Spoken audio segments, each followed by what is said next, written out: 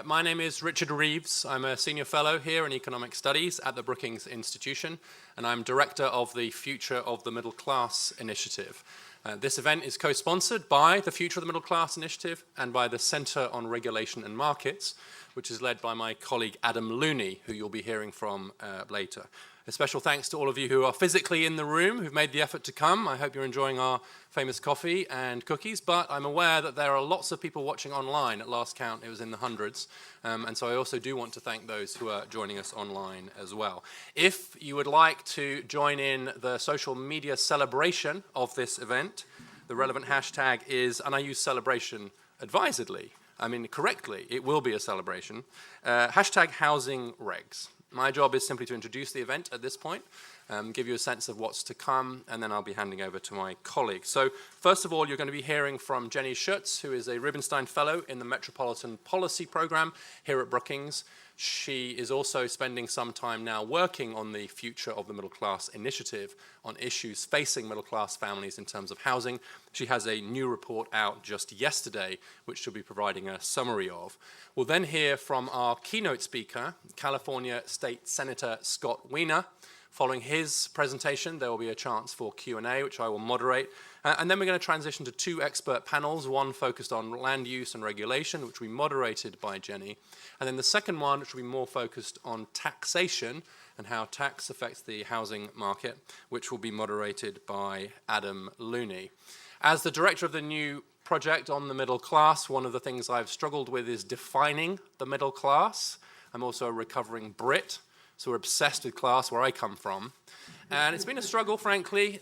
What I've discovered as a new American is that there are approximately as many definitions of what it means to be middle class in America as there are people claiming to be middle class in America, which is approximately 90% of the population. One of my favorite definitions when we did a little bit of qualitative research on this was somebody has two refrigerators, one of which contains beer. So you have the new refrigerator in your kitchen, but the old one is being used somewhere else to contain your beer. That was proposed to me as one measure of what it means to know that you're middle class. But as the Brookings Institution, we've defined it somewhat differently. We've defined it as the middle 60% of the income distribution by household adjusted for household size and for inflation, etc. So the middle 3 quintiles. It's not as exciting or as memorable as having a second refrigerator, but it does allow for more analysis. So we're effectively looking at the middle 60%. And the advantage of, we think, one of the advantages of our definition of middle class is that it is in the middle. It clearly expands up 30% up and down, but it is anchored in the middle of the distribution. So for all intents and purposes, that's the definition which I would like you to have in mind, and certainly as we go through Jenny's presentation. Jenny, as I mentioned, is in Metro, but also working here. Previously, she's been a principal economist at the Federal Reserve, has a PhD in public policy from Harvard, and is a welcome addition to our team here at Brookings as a deep expert in housing policy. And so you're going to hear first from Jenny, and then hopefully we'll be hearing from our keynote speaker, Scott Wiener. Jenny, please welcome me in joining Jenny Schutz to the stage.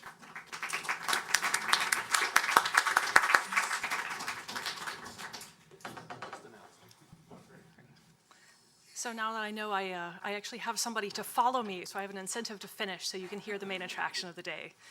Thank you all for joining us this afternoon. As Richard said, we just put out a new report yesterday titled Cost, Crowding, or Commuting, Housing Stress on the Middle Class. So this is intended as a framing paper really to identify what are the sources of housing stress on middle-income families. And as you can tell from the title, they're going to show up in a number of different ways. So I want to start by stepping back a little bit and talking about why we think that it's important to think about housing and middle-class well-being. So housing is one of the 3 sort of pillars of the Future of the Middle Class initiative here at Brookings.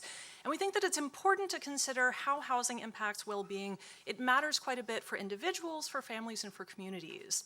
If you live in the Washington, D.C. area, you don't need to be told that housing costs are a major source of concern, not just for low-income families, but increasingly for middle-income families as well.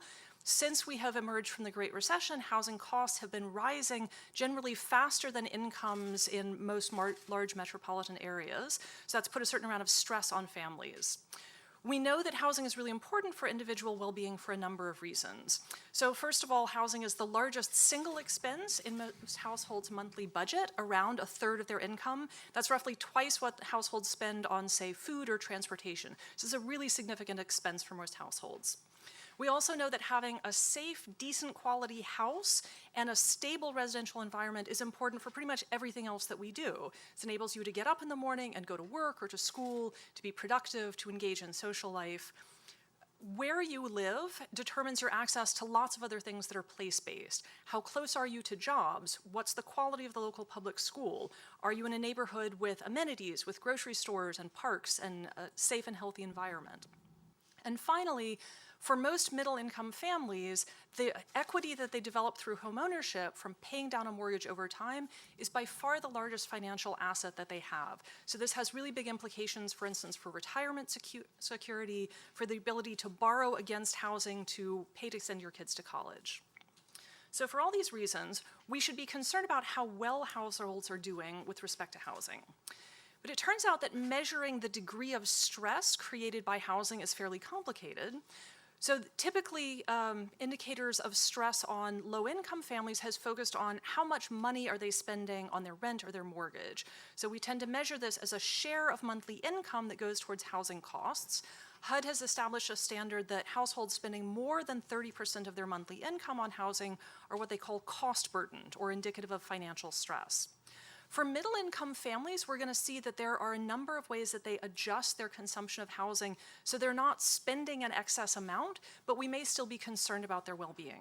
So one of those is that you save money on housing by moving into a smaller home or potentially even taking in additional family members. So moving in with extended family or even with unrelated roommates in order to pool income together. We also know that people have a tendency to go looking for cheaper neighborhoods when housing prices go up. And in most large metro areas, what that means effectively is moving to the outskirts of the metro. So if you move from close to downtown DC out to the exurbs, to Rappahannock and Spotsylvania County, you're going to save money on the rent or the mortgage. On the other hand, you're going to be spending both more time and more money in commuting, which isn't necessarily good either. So these are three measures where we know that there's sort of a direction that indicates more stress. The final metric we're going to look at is homeownership.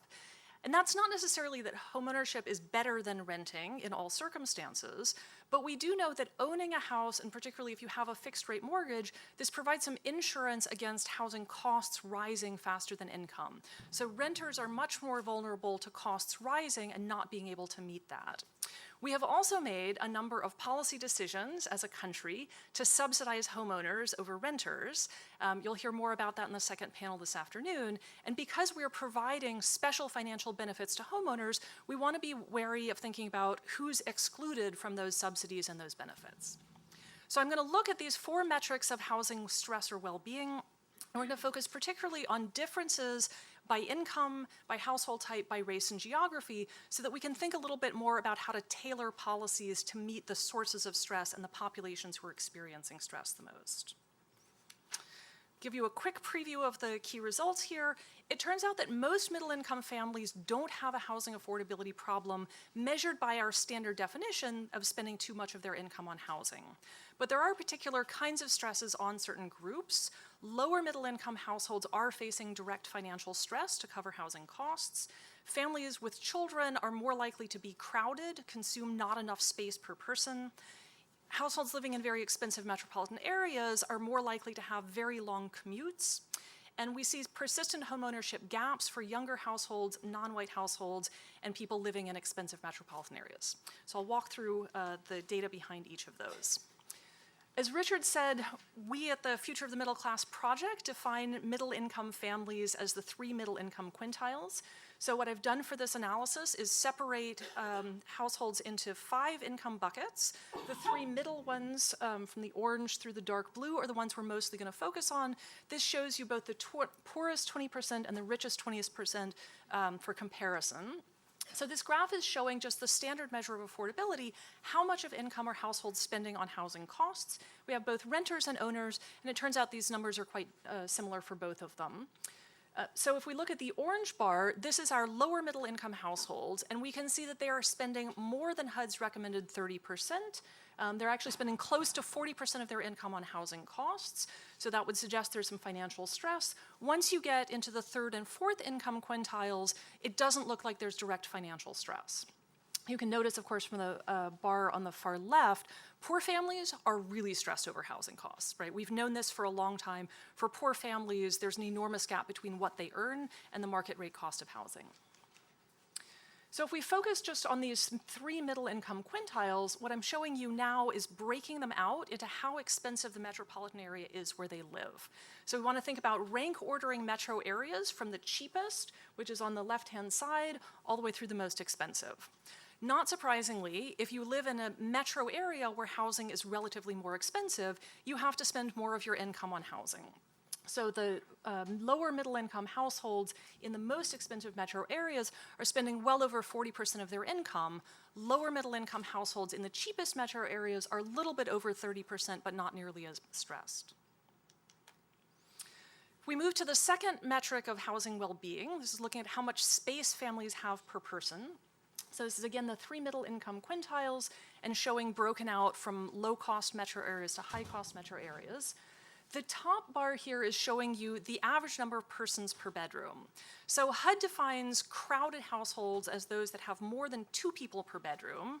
The average middle-income family is living in a home with 1 person per bedroom, so half HUD's level of crowding, right? So most middle-income families have plenty of space, right? We're a country with big houses, so that's not all that surprising. And there's not actually that much variation by income or even by the metro house price level in just the average amount of space per person. But what we do see, if we look explicitly at the share of households that are crowded, that have more than 2 people per bedroom, that there's a significant relationship both with income and with housing prices. So you can see that in the orange bars on the bottom here, households in the lower middle income quintile who live in expensive metro areas, about 9% of them are crowded, so not enough space per person. And it turns out that the problem is actually even more specific than that. It's really a problem for families with kids. So here I've broken households into 3 different groups. One is families that have at least 1 child under the age of 18, and then childless households are separated out by age, either under 40 years of age or over 40. The yellow bars are the families that have children, and you can see that crowding is almost exclusively a problem to families with kids, and that families without kids, by and large, are not crowded. We can also see that this is related to the house price levels in your metro area. So the worst case scenario are families with kids living in expensive metros, and about 13% of them are living in what HUD would consider to be inadequate space. And this, just to give you a sense of who these households are, the typical household has 3 adults and 2 kids living in a 2-bedroom space. So you can think of the top graph here as sort of being grandma's sleeping on the couch in the living room. The bottom bar shows us essentially the flip side of this, which is households that have excess space. So this is just defined as fewer than 1 person per bedroom, so you can think of a 2-person couple living in a 3-bedroom house. It's actually a lot more frequent to have excess space than it is to be crowded. Again, we've got a lot of big houses and we have a bunch of relatively small families. Even in expensive metro areas, more than half of the older childless households have at least 1 extra bedroom, right, compared to about 13% of families with kids that are crowded, right? So this is just worth remembering that we have a lot of extra space, it's just not allocated evenly across households. And I'm going to talk about this particularly when I come back to the policy implications. What do we think about this distribution of space across households of different types living in the same metropolitan area? We can look briefly at the geographic patterns of crowding, and you'll see that this is not uniformly distributed across the country. It turns out that California and Texas have by far the highest rates of family crowding. We do also have New York on the East Coast, but this is primarily a California and Texas phenomenon. And just to point out that this is not entirely driven by the really expensive metro areas, I've circled here McAllen, Texas, which is one of the lower cost metro areas in the country, but has among the highest rates of crowding, right? So this is a combination of, in some cases, low incomes of families, in others driven mostly by high prices. So moving to the third metric of housing stress, we're going to look at commuting times. And this shows you that On average, middle-income families are spending about 27 minutes one way on a commute, and that there's actually not that much variation in income. So it's not really that all of the lower-income families are living in the exurbs and commuting longer distances. There is a relationship between the length of commute and how expensive your metro is. The more expensive metros, people are more likely to drive longer distances, right? So people are looking for cheaper housing in metros that are very expensive. This also has some clear spatial patterns. So we can see that long commutes, this is the share of households spending more than an hour one-way commuting. So this is higher along the Northeast Corridor, big metros spatially, expensive places, and in some cases also people are commuting between metros, right? So you might have somebody who lives in Philadelphia where one person has a job and the other person is commuting to New York for work. But this is also not entirely a result of housing costs. Two of the metros to look at particularly here, Atlanta, Georgia, which is not among the most expensive metros in the country, but is sort of the poster child for sprawl and has particularly bad public transportation infrastructure. People wind up traveling very long distances to get to work. And on the other side of the country, we have Riverside, San Bernardino. So this is the cheaper of the housing markets within Southern California, and there are a lot of people who work in Los Angeles or Orange County but can't afford to live there, so they live in Riverside and have very long commutes.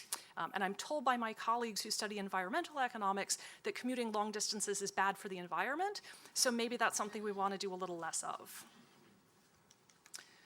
Finally, our last metric of housing well-being is looking at homeownership rates. This is largely a story of income. The higher the income quintile, the more likely a household is to become a homeowner. This is consistent with prior research. But if we look within income quintiles and break it out separately by race, we also see fairly noticeable differences. For every income quintile, white households are more likely to own their homes than non-white households. And if we look at a specific example here, Black households in the third income quintile are actually less likely to own their homes than white households in the second income quintile. And we have a fair amount of evidence that relates this to long histories of discrimination in lending and housing markets. So just to recap the results, most middle-income households aren't stretching just to cover the basic costs of housing, but we do see particular kinds of problems, some of which are national. So lower middle-income households everywhere are stretching beyond HUD's guidelines. Gaps in homeownership for non-white and younger households are also consistent nationally. A lot of the problems we're seeing, though, are really regional, that we see higher rates of crowding and longer commutes, particularly in expensive metro areas. What does this suggest for policy? There's room for policies to address a number of these concerns at different levels of government.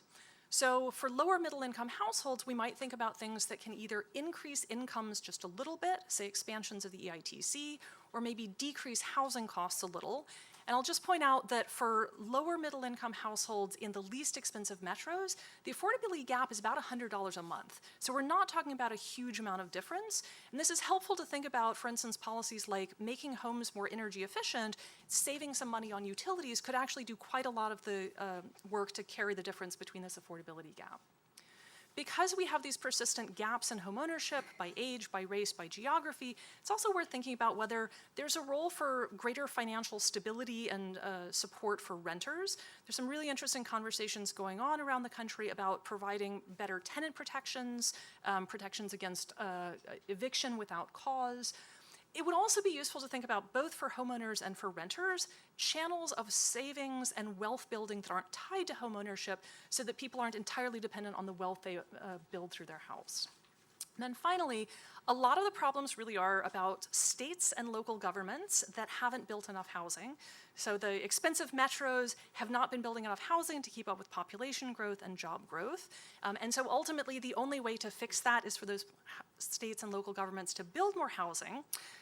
Hypothetically speaking, if a state legislator in a high-cost state wanted to make it easier to build housing close to jobs and transit, that would be a great step in the right direction. So we're going to hear some more about that from our keynote speaker. And then I'll let you into a little bit of a secret. It's not that we haven't known that this is a problem or that we don't know we need to build more housing, but the politics turn out to be a little bit difficult. So if you think about the graph that we saw with the families with children who are crowded, and in the same high-cost metros, all of those older households with excess space, many of those homeowners have been living in those houses for quite a while. They bought them 20 or 30 years ago. The houses have increased in value, so they've built up a lot of wealth, but that means that the homeowners are very resistant to allowing new development that will either just change the character of their neighborhood or they think reduce the value of their property somewhat. And I will point out also, if we're making policy recommendations, in hypothetically states like California, people are living in very expensive houses with excess space, but they're only paying property taxes on a really small share of that. So after you get finished passing SB 50 and taking care of the housing supply issue, if you'd like to turn your attention to repealing Prop 13, that would be an excellent next policy step. So with that, the full report is available online, and I'm looking forward to what we hear from our keynote speaker. Thanks. Thanks for watching. Be sure to like and subscribe for more videos from Brookings.